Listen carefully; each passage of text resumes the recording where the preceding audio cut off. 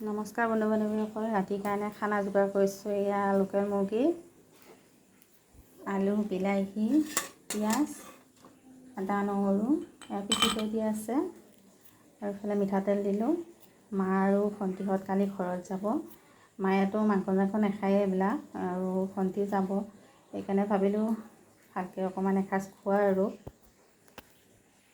মোৰ ষ্টাইলত মাংস বনালেও মইনো কেনেকৈ বনাওঁ সেইটোৱে সকলোৱে জানে। মাংস বনাওঁ, তথাপিও মই কেনেকৈ বনাওঁ সেইটো দেখাইছোঁ।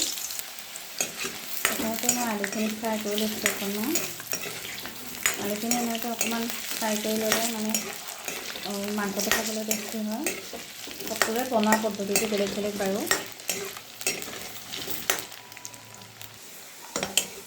আলুখিনি হৈ গ'ল ফ্ৰাই কৰা। এতিয়া মই আলুখিনি নমাই থৈ দিম। তেজপাত, পিঁয়াজ,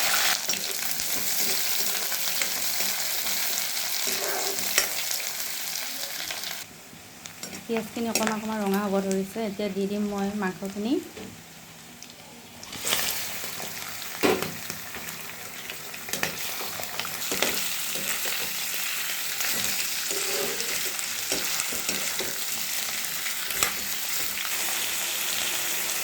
নিমখ, হালধি,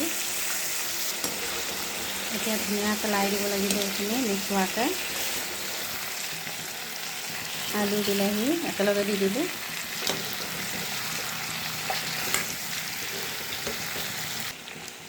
এইটো জিৰা দিম মই পেকেট। মই ইয়াত মছলা একো ব্যৱহাৰ কৰা নাই। আদা, নহৰু, পিঁয়াজ আৰু মানে জিৰাৰ বাহিৰে আদা নহৰু লাষ্টৰখিনিত দি দিলোঁ। প্ৰথমতে দি দিলে মানে কি হ'ল, মাংসখিনি লাগি ধৰে, সেইকাৰণে মই লাষ্টত দি দিওঁ।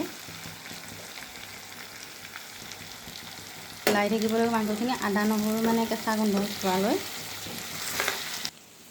এতিয়া মই অকণমানকৈ পানী দিম, লগতে ডিম দিওঁ। অকণমান দিলেহে মাংসটো মানে খাই ভাল লাগে।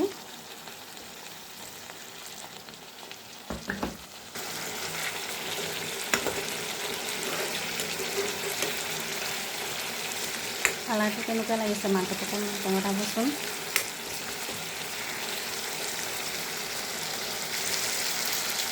কমেণ্ট নিদিয়ে বাৰু, তথাপিও কৈছোঁ বাৰু।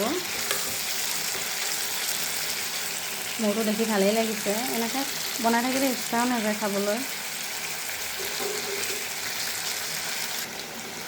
এয়া কম সৰুকৈ পানী দিছিলোঁ। এয়া কালাৰটো দেখিছেনে?